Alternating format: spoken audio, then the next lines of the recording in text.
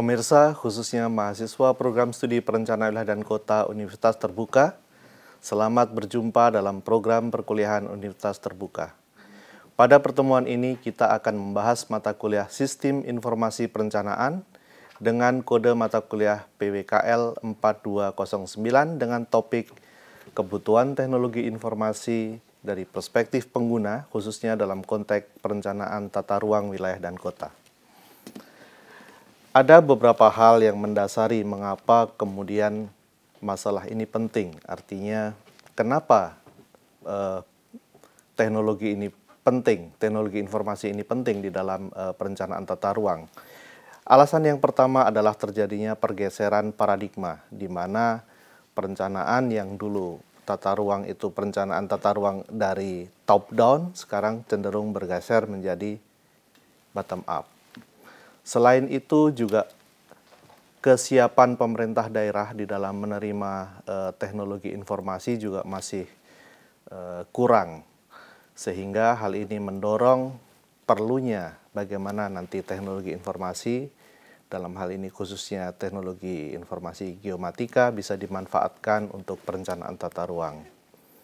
Hal ini karena informasi merupakan aspek yang sangat penting di dalam perencanaan sistem perencanaan tata ruang. Sehingga kebutuhan sistem informasi yang baik itu akan mendukung perencanaan tata ruang yang baik. Kalau kita bicara dari sisi konsepsi keruangannya, maka sebenarnya yang diatur dalam tata ruang itu bukan hanya masalah permukaan saja, tetapi juga apa yang ada di atasnya maupun apa yang ada di dalam bumi. Ruang bisa saja nanti dipergunakan untuk berbagai keperluan. Yang paling penting adalah bagaimana menciptakan tata ruang yang harmonis. Kalau kita lihat tata ruang dari sisi klasifikasinya, itu bisa dilihat dari sisi sistemnya, fungsinya, maupun dari sisi nilai strategis kawasannya. Kalau kita lihat hierarkinya, itu kita bisa lihat mulai dari tata ruang nasional, provinsi, kabupaten, kemudian sampai ke perencanaan kota. Dari sisi strategisnya itu barangkali nanti ada strategis nasional, strategis provinsi, strategis kabupaten, dan juga mungkin di strategis kota. Jadi memang perencanaan tata ruang di kita itu cukup kompleks begitu ya. Dan tata ruang secara umum dapat dipisahkan menjadi dua macam rencana. Yang pertama adalah rencana umum dan yang kedua adalah rencana terinci. Rencana umum atau master plan itu dimulai dari rencana tata ruang nasional, provinsi, kabupaten, hingga kota. Sedangkan untuk yang terinci itu misalnya untuk tata ruang nasional ada tata ruang kepulauan, kemudian tata ruang strategis provinsi di tingkat provinsi, atau strategis kabupaten di tingkat kabupaten, dan di tingkat kota itu kita kenal rencana detail tata ruang. Dan semuanya itu memerlukan data dan informasi yang akurat dan up to date. Bahkan sekarang isunya big data menjadi salah satu yang diperlukan di dalam perencanaan, termasuk dalam hal ini adalah perencanaan tata ruang. Ada beberapa hal yang perlu diperhatikan ketika kita bicara tentang data keruangan. Yang pertama, data tersebut harus akurat, artinya memiliki keakuratan yang tinggi, datanya benar begitu. Yang kedua juga mutakhir, terbaru gitu ya. Kemudian juga rinci, dia memiliki tingkat kedetilan sesuai dengan tingkat rencana yang akan direncanakan. Kemudian juga relatif murah, terjangkau, gitu ya, serta aksesibel. Artinya data tersebut bisa diperoleh dengan mudah atau bisa diperoleh untuk kemudian bisa dipergunakan sebagaimana mestinya. Nah, sekarang pertanyaannya di dalam Undang-Undang Nomor 4 Tahun 2011 tentang informasi geospasial dan juga di Undang-Undang Nomor 26 Tahun 2007 tentang penataan ruang, di situ dinyatakan bahwa salah satu yang dibutuhkan di dalam tata ruang adalah kebutuhan tentang sistem informasi. Pertanyaannya kemudian sejauh mana teknologi informasi dalam hal ini khususnya terkait dengan aplikasi geomatika bisa dipergunakan di dalam mendukung kegiatan perencanaan tata ruang. Bagaimana kemudian pengembangan aplikasi yang bisa dilakukan untuk perencanaan tata ruang wilayah dan kota. Oke, yang pertama, sistem teknologi informasi ini bisa dipergunakan sebagai media pertukaran informasi atau resource sharing yang dapat dipergunakan secara cepat, akurat ya, antar institusi yang terlibat di dalam kegiatan-kegiatan perencanaan tata ruang. Di situ misalnya ada Bapeda, kemudian kalau di tingkat daerah ya ada PU, ada dinas-dinas terkait dan sebagainya. Kemudian ini ada satu contoh juga, misalnya bisa dibuat suatu sistem yang dia bisa merupakan satu basis data yang kemudian juga bisa digunakan dalam berbagai keperluan, termasuk dalam hal ini adalah dalam perencanaan tata ruang. Saya ingat waktu itu misalnya Profesor Wegener dari Jerman itu pernah mengembangkan model proyeksi penduduk gitu ya, dengan membuat animasi dan sebagainya. Saya kira model-model seperti itu akan mempermudah bagi para pengambil keputusan maupun para pihak terkait di dalam memahami fenomena-fenomena yang ada di lingkup wilayah maupun kota. Kemudian yang kedua adalah untuk memberikan dukungan bagi para pengambil keputusan. Dalam hal ini bisa dikembangkan misalnya suatu model Decision Support System atau DSS yang bisa digunakan di dalam penataan ruang. Termasuk dalam hal ini juga bisa dikembangkan suatu semacam model berbasis web begitu, sistem berbasis web untuk perencanaan tata ruang.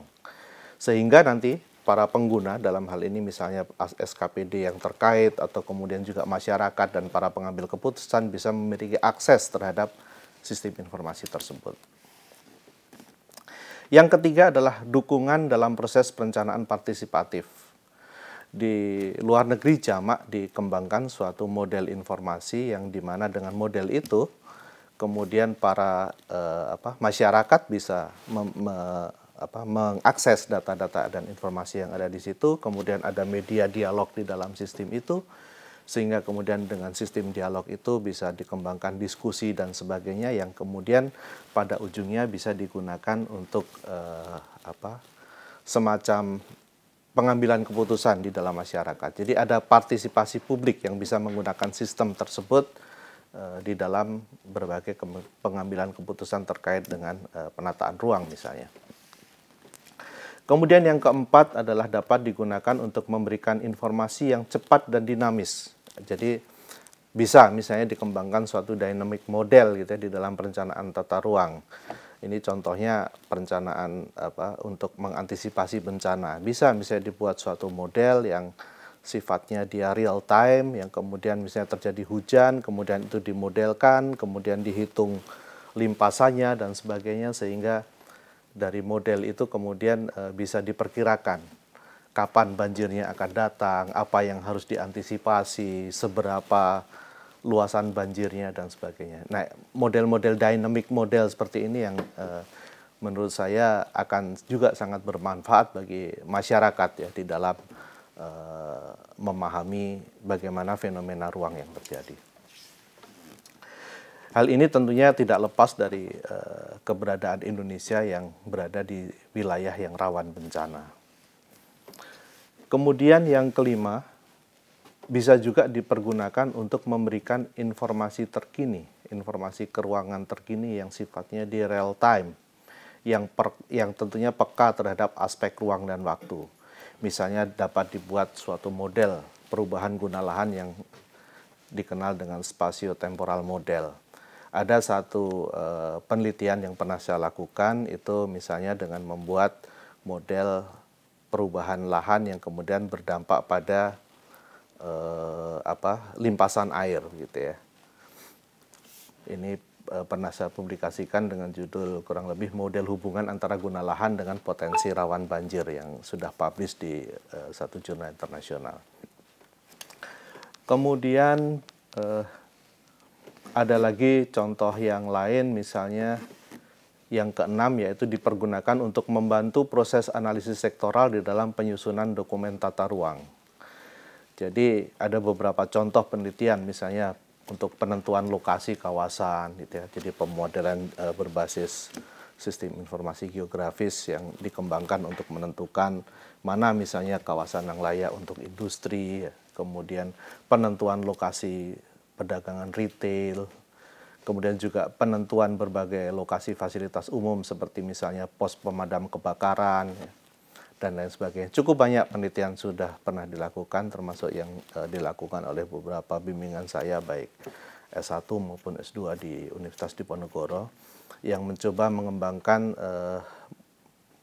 model penentuan lokasi fasilitas umum semacam ini.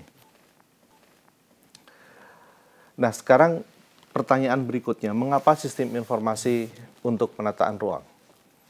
Kita tahu di dalam Undang-Undang Nomor 20 Tahun 2007 tentang 26 Tahun 2007 tentang penataan ruang, khususnya pasal 14 ayat 2F, di situ dinyatakan perlunya penyebarluasan informasi penataan ruang melalui suatu sistem informasi. Dan salah satu teknologi informasi untuk analisis dan perencanaan keruangan adalah yang berbasis sistem informasi geografis. Sehingga pengembangan sistem informasi tata ruang yang berbasis sistem informasi geografis ini menjadi salah satu instrumen yang menurut saya penting gitu untuk dikembangkan ke depan, yang mudah diakses dan bisa dipergunakan oleh berbagai kalangan yang berkepentingan. Nah, sekarang cakupan sistem informasi untuk perencanaan. Suatu sistem informasi dapat diaplikasikan untuk pengumpulan, penyimpanan, analisis, dan penyebaran informasi spasial, baik di permukaan maupun di bawah permukaan, serta memiliki makna yang lebih luas dari sekedar sistem informasi geografis. Jadi ini dapat diorientasikan pada misalnya penelusuran spasial, spatial analisis, spatial problem solving, dan sebagainya. Ada beberapa kriteria yang perlu diperhatikan ketika kita mengembangkan suatu sistem informasi untuk penataan ruang. Misalnya yang pertama adalah fungsional. Fungsional di sini artinya sistem tersebut harus bermanfaat dan dalam memberikan informasi tata ruang untuk kegiatan penataan ruang. Kemudian yang kedua adalah sustainable. Artinya mampu berkembang sesuai dengan kebutuhan aktivitas pembangunan. Jadi jangan sampai kemudian kita mengembangkan suatu sistem informasi, tapi kemudian dia berhenti dan tidak bisa dikembangkan lebih lanjut. Nah, hal-hal yang seperti ini tentunya tidak pas untuk dikembangkan sebagai satu sistem informasi. Yang selanjutnya adalah kompatibel. Artinya sesuai dengan sistem dan perangkat kerja yang sudah ada, serta memiliki kecocokan secara umum dengan sistem-sistem informasi lain yang telah ada pada instansi pengguna. Jadi, artinya pengembangan sistem tadi bukan sama sekali mengubah sistem-sistem yang ada sebelumnya di instansi pengguna, tetapi lebih pada memanfaatkan apa yang sudah ada serta mengembangkan apa yang sudah ada. Kriteria berikutnya adalah mudah dan mempermudah pengguna. Artinya mudah dipengerti, mudah dioperasikan oleh para calon pengguna di daerah. Seperti kita tahu, para pengguna di daerah itu tidak memiliki kemampuan yang sama. Ada mungkin daerah yang maju, yang aparatnya sudah cukup menguasai teknologi informasi, termasuk GIS di situ. Tapi ada juga mungkin beberapa daerah yang tidak memiliki aparat yang sudah memiliki kemampuan tersebut. Sehingga jangan sampai nanti kemudian dengan adanya sistem informasi ini justru mempersulit, justru malah membuat mereka sulit di dalam memahami tata ruang dan sebagainya. Nah, kemudian yang berikutnya adalah sistem tersebut harus handal. Handal artinya memuat kemampuan atau fungsi-fungsi informasi yang dibutuhkan. Katakanlah dalam pekerjaan sehari-hari terkait dengan tata ruang yang tadinya dilakukan secara manual, dengan sistem informasi tersebut harapannya nanti bisa menjadi lebih mudah begitu. Dan yang terakhir adalah sistem tersebut harus layak dari segi biaya. Memang ini relatif, tentunya disesuaikan dengan kemampuan daerah masing-masing. Dan sebenarnya kalau kita lihat dari komponen sistem yang kemungkinan akan dikembangkan, katakanlah dari hardware, software, dan data, barangkali kalau hardware, software itu relatif sudah terjangkau bagi daerah yang ada sekarang, bagi keuangan daerah. Tetapi mungkin yang perlu mendapat perhatian justru di datanya. Sehingga pengadaan data itu kadang-kadang menjadi burden, menjadi penghalang dalam pengembangan suatu sistem informasi. Termasuk misalnya ketika seorang kepala daerah memutuskan untuk mengembangkan suatu sistem informasi, katakanlah untuk tata ruang misalnya, hasil dari sistem informasi itu baru akan terlihat sekian tahun ke depan. Padahal dia mungkin memiliki masa jabatan yang ya sekarang 5 tahun gitu, sehingga biaya yang dikeluarkan tidak akan langsung terlihat seketika saat itu juga, sehingga political will atau ya keinginan dari pejabat-pejabat di daerah ini menjadi salah satu kunci ketika kita memutuskan untuk mengembangkan suatu sistem informasi untuk perencanaan tata ruang. Nah, beberapa pertimbangan yang harus dilakukan untuk pengembangan sistem informasi itu, yang pertama adalah kebutuhan pengguna. Kita harus lihat dulu sebenarnya bagaimana sih pengguna ini membutuhkan sistem informasi tata ruang tadi, apa saja yang dia butuhkan, sehari-hari mereka bekerja seperti apa, begitu. Kemudian yang kedua adalah kondisi operasional kerja institusi pengguna yang telah ada. Jadi artinya ketika kita menggunakan suatu sistem informasi, kita harus lihat bagaimana kondisi user nanti. Apakah dia sudah cukup advance atau memiliki tenaga yang cukup dan sebagainya. Ini nanti tentunya perlu disesuaikan dengan desain dari sistem informasi yang akan dikembangkan. Kemudian berikutnya adalah ketersediaan data informasi manual sebagai masukan sistem. Kita perlu lihat seberapa data sudah ada, bagaimana data tersebut dulu di-create dan sebagainya. Seperti saya sampaikan tadi, data ini salah satu yang cukup mahal di dalam pengembangan suatu sistem informasi. Sehingga optimasi atau optimalisasi penggunaan data, atau bahkan mungkin perlu bekerja sama dengan berbagai institusi lain yang terlibat. Dan yang terakhir adalah kesiapan infrastruktur dan suprastruktur dari instansi tersebut terhadap sistem informasi. Artinya, semakin siap institusinya, tentunya sistem informasi akan semakin mudah dikembangkan.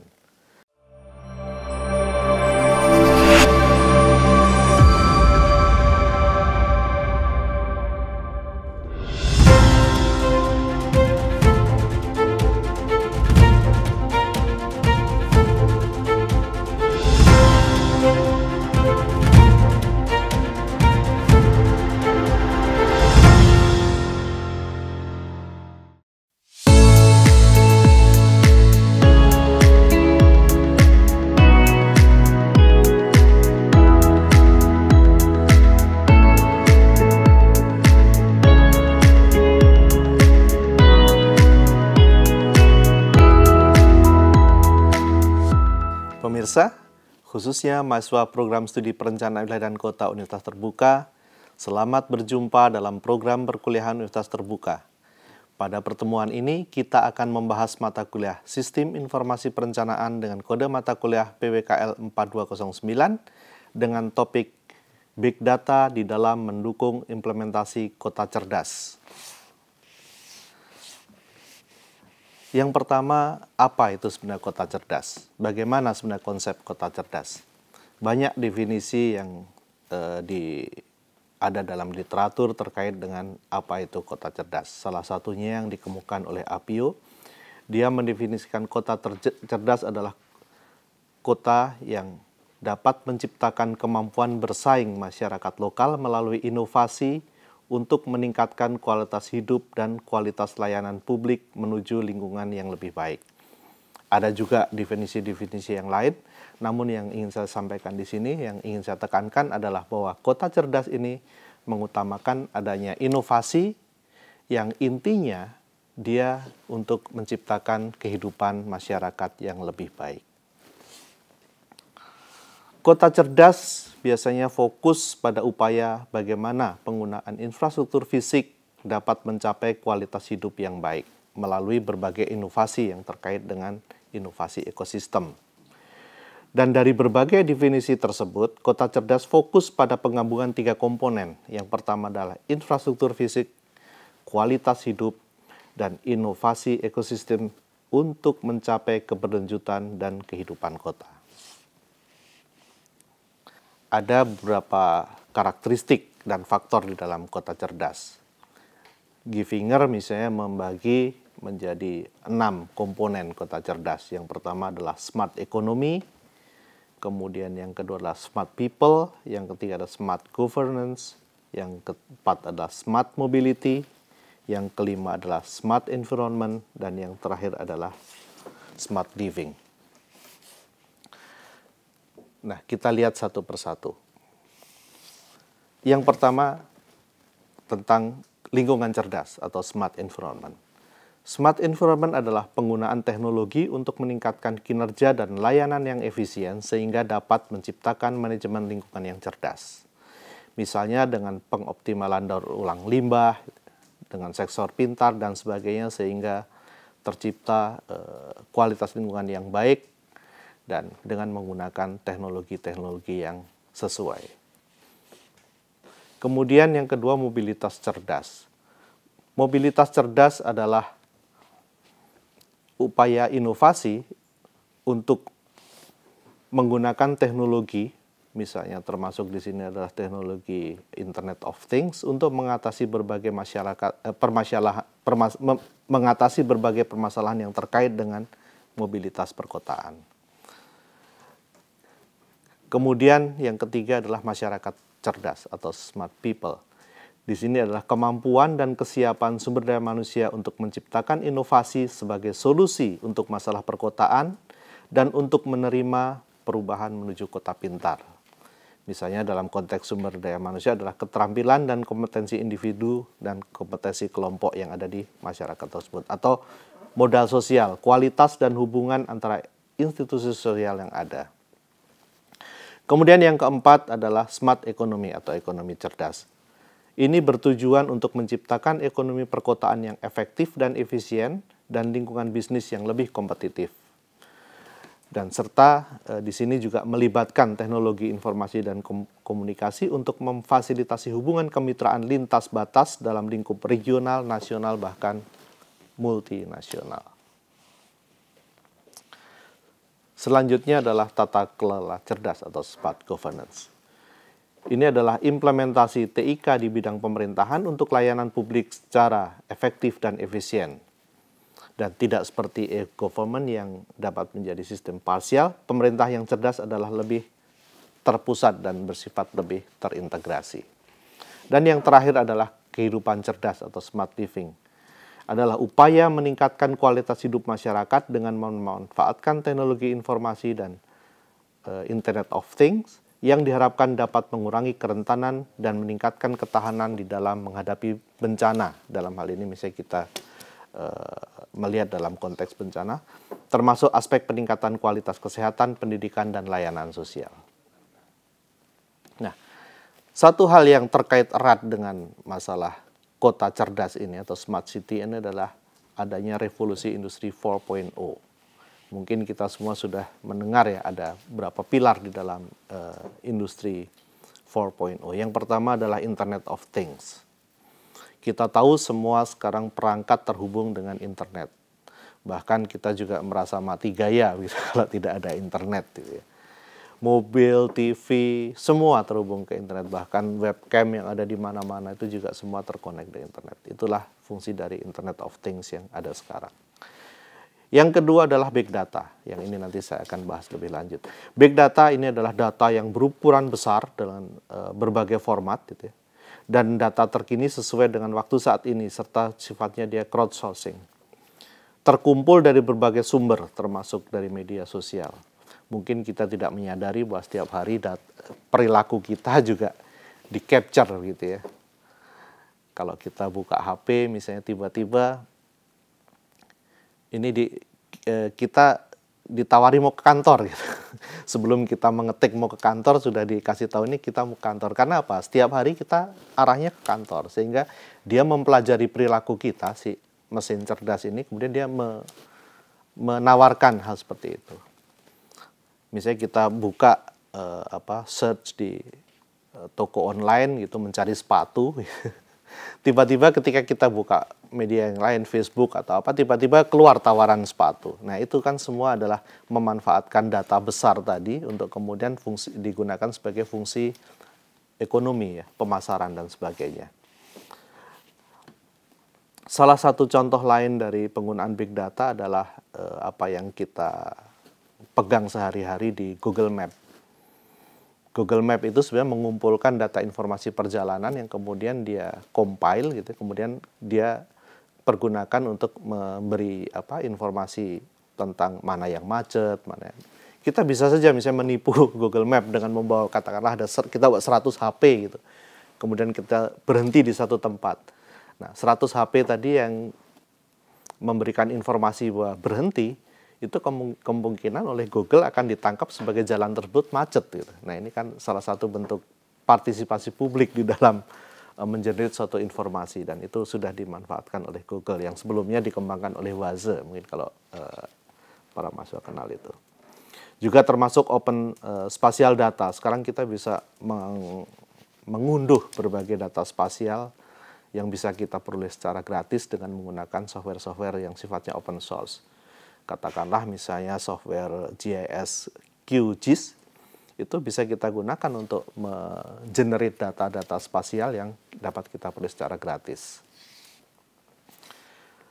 Kemudian yang ketiga, pilar yang ketiga adalah artificial intelligence.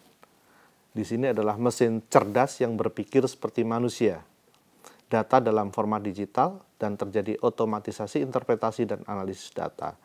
Ini juga kurang lebih terkait dengan tadi. Jadi dari big data tadi, kemudian diolah atau dianalisis dengan menggunakan artificial intelligence tadi.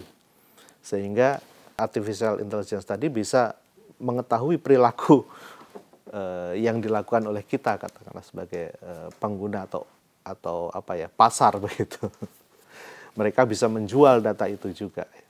Ada satu misalnya penelitian di bawah bimbingan saya itu mencoba menggunakan big data untuk melihat perilaku perjalanan orang ketika terjadi pandemi. Itu bisa beli datanya di Google, dasarnya adalah pergerakan HP yang dibawa usernya tadi. Dengan menggunakan data itu kita bisa lihat misalnya ketika kebijakan pemerintah menetapkan pembatasan pergerakan, apakah memang terjadi pembatasan pergerakan di situ dengan big data tadi. Dan sebagainya. Jadi ini memang luar biasa. Juga termasuk untuk pengembangan semacam decision support system, ini juga bisa memanfaatkan artificial intelligence. Selain itu juga artificial intelligence juga bisa dikembangkan untuk mengenerate peta. Misalnya kalau kita menggunakan data-data dari sampel gitu, kemudian sampel tadi kita training. Dari training itu kemudian kita bisa mengenerate peta dari data citra yang kita pergunakan. Jadi nanti otomatis akan terbentuk land cover seperti apa. Dan yang terakhir, yang sebenarnya ini di beberapa literatur tidak ada, tapi menurut saya sangat penting juga untuk dianggap sebagai salah satu pilar dari industri 4.0 adalah aspek lokasi. Kita tahu semua perangkat sekarang terhubung internet, dan juga perangkat yang terhubung dengan internet tadi memiliki aspek lokasi. Bayangkan misalnya katakanlah beberapa transportasi online itu ya. Itu dia menggunakan aspek lokasi tadi sebagai satu pertimbangan di dalam menentukan biaya. Misalnya kita mau satu tempat ke tempat lain, dia akan menghitung menggunakan data-data real time, kira-kira waktu perjalanannya berapa, nah kemudian dia baru memprovide, oh kira-kira nanti biaya transportnya sekian. Itu yang dilakukan oleh transportasi online. Dan ini semua sekarang menjadi apa yang dikenal sebagai geospatial industry. Jadi aspek-aspek pilar-pilar tadi itu membentuk satu apa yang dikenal sebagai geospatial industry, di mana industri-industri tadi ya banyak dilakukan oleh startup yang ada sekarang. Nah, bagaimana konteks big data tadi di dalam mendukung kota cerdas? Yang pertama, kebijakan akan tepat sasaran apabila didasarkan pada data dan informasi yang memadai. Jadi evaluasi, bahkan sekarang misalnya evaluasi kinerja pegawai dan sebagainya itu juga bisa menggunakan big data. Gitu ya. Jadi sedemikian luar biasanya big data ini bisa digunakan untuk berbagai keperluan, termasuk dalam konteks kota cerdas ini. Kemudian big data juga merupakan pemasok informasi untuk pengambilan kebijakan tersebut. Lalu lintas informasi yang tak terbatas dengan memanfaatkan Internet of Things. Jadi semuanya terhubung, semuanya ada datanya. Data dan informasi tadi kemudian diolah dengan menggunakan artificial intelligence dan parameter lokasi dalam ini menentukan implementasi kebijakan agar sesuai dengan kebutuhan yang ada di lapangan. Sehingga proyek-proyek tadi bagaimana selain memanfaatkan big data, artificial intelligence juga bisa dikaitkan dengan di mana letaknya.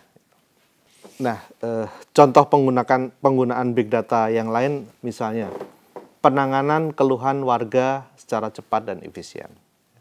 Ini sebenarnya pemerintah kota atau kabupaten misalnya bisa menggunakan data-data yang ada di big data tadi, kemudian mendetek kira-kira apa sih keluhan warga dan bagaimana penanganannya. Juga misalnya untuk penggunaan pendistribusian bantuan sosial supaya tepat sasaran, ini juga bisa memanfaatkan data-data yang ada di sosial media dan sebagainya. Ini sekarang banyak riset-riset yang ke arah sana. Kemudian juga bisa untuk pengukuran kinerja suatu dinas atau institusi ya.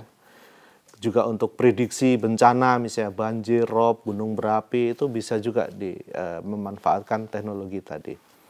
Termasuk di sini adalah peningkatan layanan publik, misalnya transportasi, belanja, rekreasi, juga termasuk penghematan energi dan pelestarian lingkungan. Nah, itu kurang lebih bagaimana kita memiliki sedikit gambaran bagaimana big data dan juga termasuk tadi yang merupakan 4 pilar dari industri 4.0 dapat digunakan untuk mendukung sistem kota cerdas. Pemirsa, khususnya mahasiswa Universitas Terbuka dimanapun Anda berada, sampai di sini perjumpaan kita kali ini. Semoga tayangan ini bermanfaat bagi Anda. Selamat belajar dan sukses selalu. Terima kasih. Assalamualaikum.